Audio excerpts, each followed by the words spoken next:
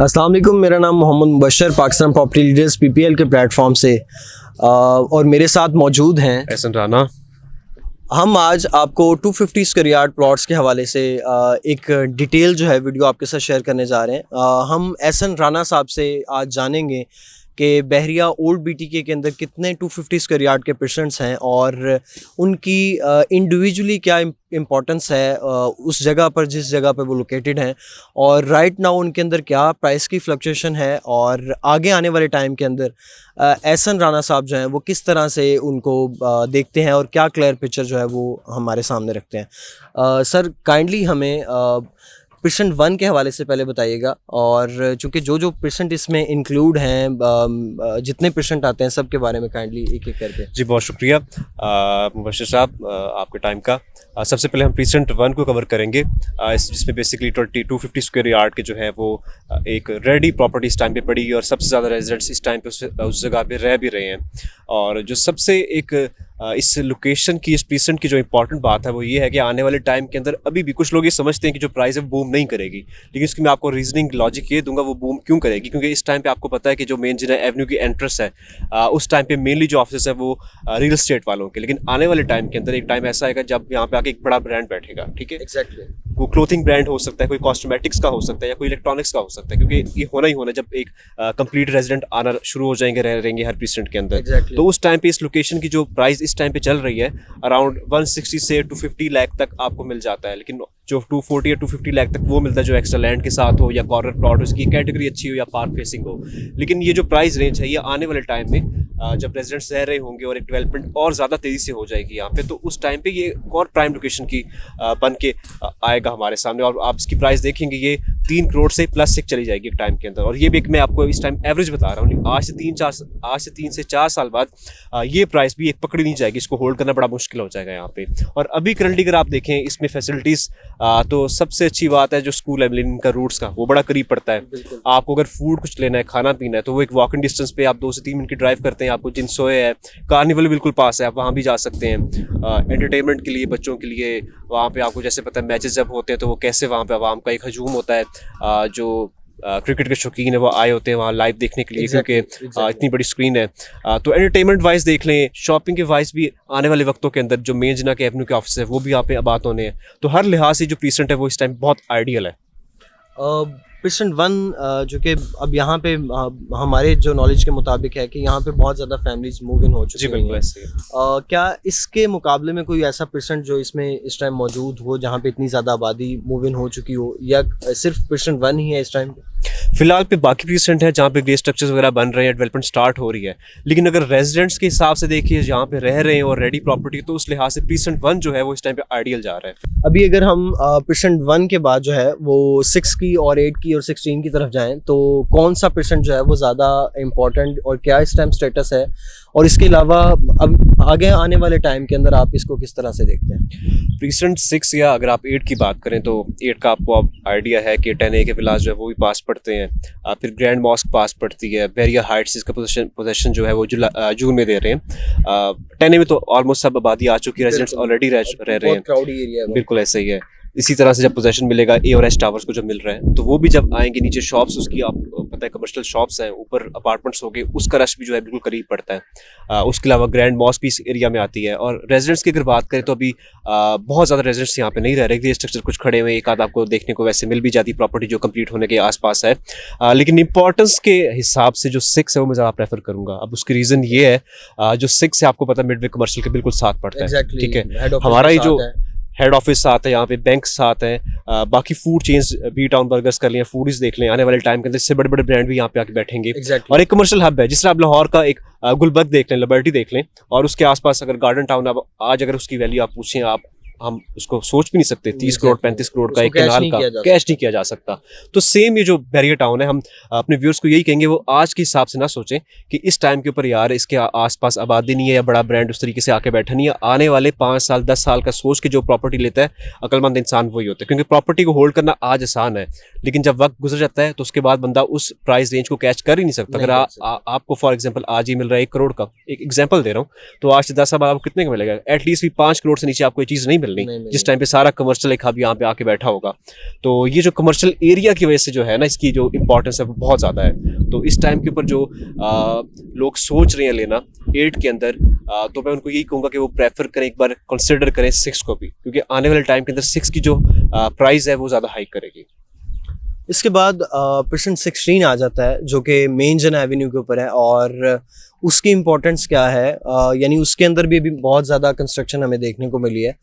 लेकिन हम जब देखते हैं कि Prescient 6 और 8 और 16 की बात कंबाइनली अगर हम कर रहे हो, तो वहाँ पे कहीं ना कहीं 16 को थोड़ा पीछे रखा जाता है, 6 और 8 को ज़्यादा डिस्कस किया जा रहा होता है। ये 6 और 8 की प्रेफरेंस बायर की तरफ से भी बहुत ज़्यादा होती है, ऐसा क्यों है? और क्या 16 इतनी ज़्यादा इंपॉर्टेंस नहीं रखता? मुझे काइंडली इसके बारे में बताइए। 16 की अगर आप बात करें तो एज़ कम्पेयर टू 6 या 1 या 8, उस हिसाब से इसकी प्राइस रेंज कम है। लेकिन अगर आप इंपॉर्टेंस देखें तो हम इसको भी नेगलेक्ट नहीं कर सकते। उसकी रीज़न ये है कि एक तो मेन जिन एवेन्यू साथ पड़ता है, फिर पैरागॉन टावर्स जो है एक साइड से उसको फेस करता है, फिर अगर आपने पैराडाइज वाली साइड पे जाना है, एंट्री करनी है, तो वो भी बिल्कुल साथ लगता है। बिल्कुल। तो और ग्रैंड मॉस्क बड़ा अच्छा व्यू आता है, इकरा यूनिवर्सिटी बिल्कुल साथ है। बिल्कुल। अब तो इकरा यूनिवर्सिटी जो है वो उसका कैंपस जो है वो ऑपरेशनल होने बिल्कुल, जैसे ऑपरेशन होगा यहाँ पे स्टूडेंट्स आएंगे, एक रश होगा, क्राउड होगा, और जैसे ही जिस भी जगह पे नई डेवलपमेंट हो रही होती है और आवाम का जहाँ आने का रुझान हो जाए, तो ऑटोमेटिकली उस जगह की प्राइस जो होती है वो ऊपर जाती है। वो एक नेचुरल सी बात है। तो इसमें भी हाई करना है। अभी अगर आप यहाँ पे लेना चाहें तो 80 लाख से लेके 140-145 की प्राइस ब्रैकेट में आपको मिल जाता है। फिर आगे कैटेगरी डिफाइन होती है कि यार किस कैटेगरी का प्लॉट है, किसका नहीं है। और अगर जिना की जो साइड की जो पट्टी बिल्कुल जो साथ लगती है, जो उसकी हाइट है ना, वो थोड़ी सी ऊपर है, मतलब हाइटेड लोकेशन पे वो आपको प्लॉट्स मिल जाते हैं इस टाइम पे। लेकिन जैसे आप पैराडाइज की एंट्री वाली साइड पे जाते हैं, तो उस जगह पे जो इसकी प्लॉटिंग है वो थोड़ी सी नीचे है, लेकिन लेवल पे, मतलब ऐसा नहीं कि ग्राउंड बहुत ज्यादा डेप्थ में नीचे कहीं से ऊपर है, बिल्कुल लेवल पे की एंट्रेंस के बिल्कुल बराबर में आ जाता है। वो बराबर में आ जाता है। और जिन एवेन्यू के अगर बिल्कुल साथ साथ आप जाते हैं तो ऑब्वियसली वहाँ पर जो प्राइस रेंज है वो थोड़ी अप होगी, जितना आप फिर पीछे जाएंगे तो उस लिहाज से थोड़ी सी डाउन हो जाएगी। लेकिन आने वाले टाइम के लिहाज से ये Prescient भी बहुत अच्छा है। जो लोग इतनी इन्वेस्टमेंट नहीं रखते कि यार 6 या 8 में इन्वेस्ट कर सकें, उनके लिए फिर ये ऑप्शन काफ़ी सूटेबल है। तो क्या यहाँ पे अभी फैमिलीज मूव होना शुरू हो गई हैं, या कंस्ट्रक्शन जो है उसका स्टेटस क्या, कितनी ज़्यादा कंस्ट्रक्शन यहाँ पे हो रही है, या ग्रे स्ट्रक्चर यहाँ पे आपको कितने घर नज़र आते हैं, यानी फैमिलीज यहाँ पे मूव होना शुरू हो गई? अभी यहाँ पे जो फैमिलीज का स्टेटस है वो मूव नहीं हुई, क्योंकि जो प्रॉपर्टी वो कंप्लीट अभी रेडी नहीं हुई। लेकिन 20 से 25 घर अभी इस टाइम पे आपको देखने में मिलते हैं जो कि रेडी हो रहे हैं और नियर टू एक कंस्ट्रक्शन कंप्लीट होने वाली है। लेकिन फैमिलीज का स्टेटस अभी इस टाइम पे मूव नहीं हुई, वहाँ पर मतलब रेजिडेंट्स नहीं रह रहे। लेकिन ये कि आने वाले टाइम के अंदर कुछ करीबी हम देख सकते हैं 3 से 4 माह के अंदर मैक्सिमम जो फैमिलीज भी हैं वो यहाँ पे इंशाल्लाह रहना शुरू हो जाएंगी, जैसे जैसे प्रॉपर्टी जो है रेडी होती जाएगी। बिल्कुल ऐसे, ठीक है। अच्छा, अब हम आगे चलते हैं इसी मेन जन एवेन्यू के ऊपर आगे, और Prescient 30 आ जाता है आगे।